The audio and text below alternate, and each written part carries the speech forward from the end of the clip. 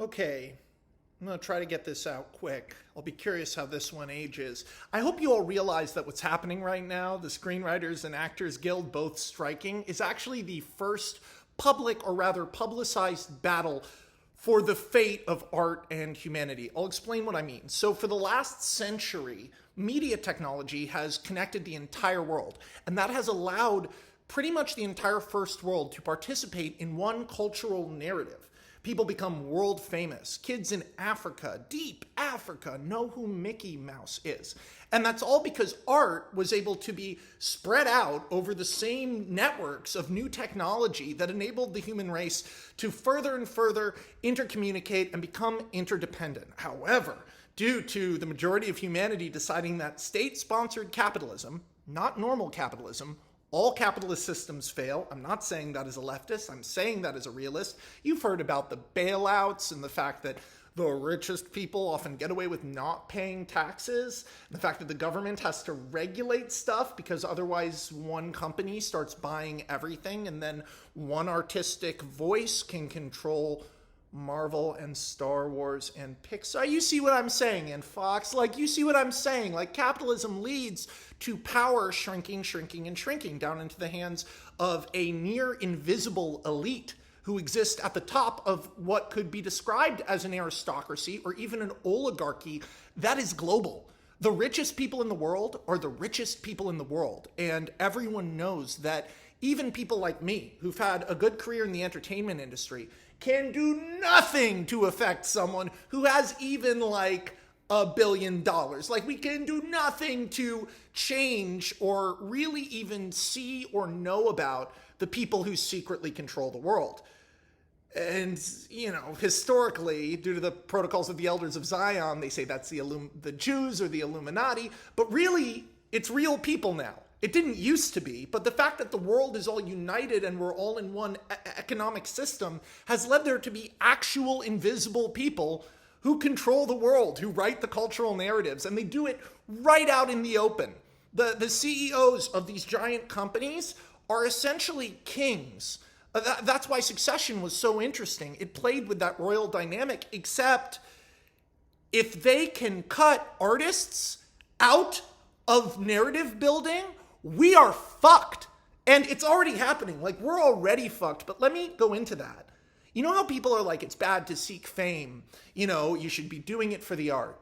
Well, what's interesting about fame in our current culture is that it is humanist.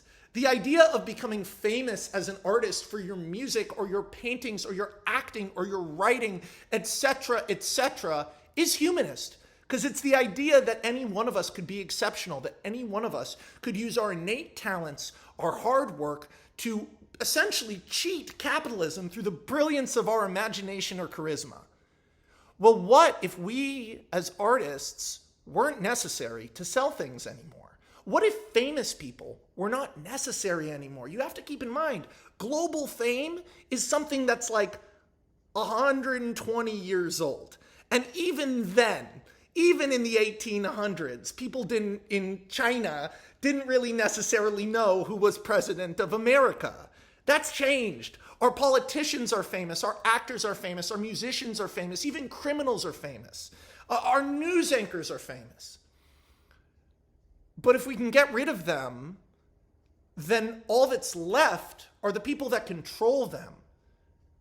And nepotism runs rampant at this level. Elon Musk was born into a massively wealthy family and made most of his biggest plays by using that money to build systems he could then sell and then buying systems that were already built. He's the richest man in the world. People say, oh, but people will always want something made by a human. People crave it. No, they don't.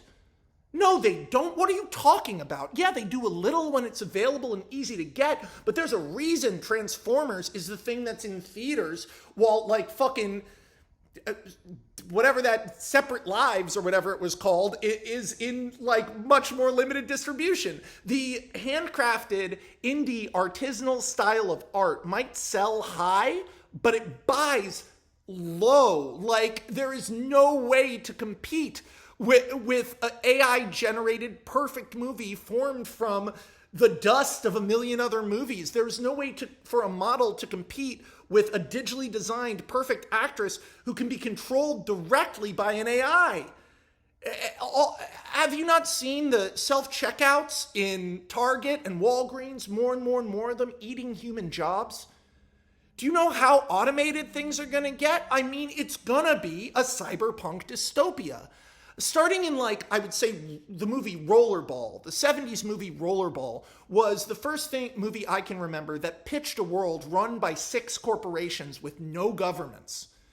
Well, if the cultural narrative is being decided by corporations, which are increasingly free from any kind of regulation or law, and they have the ability to generate whatever art they want, and the pre-existing grandfathered in platforms, that means the entire global cultural narrative will shrink and shrink and shrink until finally it's literally a kleptocratic, techno-fascist capitalism nightmare, like this type seen in fucking Blade Runner, but worse. We are, in actuality, very, very, very close to a cyberpunk dystopia. The sort of thing that has only really been seen within science fiction. The end game. People talk about late stage capitalism. We are in late stage humanity, right? Everything we do almost now can be replaced. And if it can't be replaced now, it will be able to be replaced within 5 to 10 years. This fight for the writers isn't about out-of-work TV writers wanting money. This fight for the actors isn't about fancy actors crippling the system. This is about corporations running the world and erasing you. This is Terminator. This is the Matrix. We're there. And the fucked up thing is, the bad guys aren't the computers. The bad guys are the same bad guys who've been the bad guys since the beginning of humanity. The people who are guided by greed, who separate themselves and think of themselves as above everyone else because society enables them to think that, because they are allowed to be. If we don't win this strike, there will be serious consequences immediately. And if we do win this strike, there will be serious consequences on a longer timeline. I think you should pay writers. I think you should pay artists. I'm an artist. I haven't gotten paid recently, but that's a longer story and no strike's going to fix that.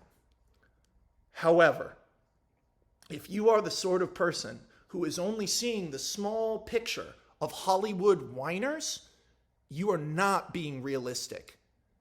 Realism is the narrative of the world within the clutches of Lex fucking Luthor. We're there. It's happening. So retweet Elon all you need to, right? But be aware, this is fucked. Sorry, I just hadn't heard anybody talk about that aspect of it. Everyone's like, the AI is going to replace the streamers are full of shit. The writers, the actors. No, man, the fate of humanity and storytelling. And storytelling is humanity. Storytelling's history. And they'll eventually rewrite that too. What are you going to do? Use the internet? It's going private.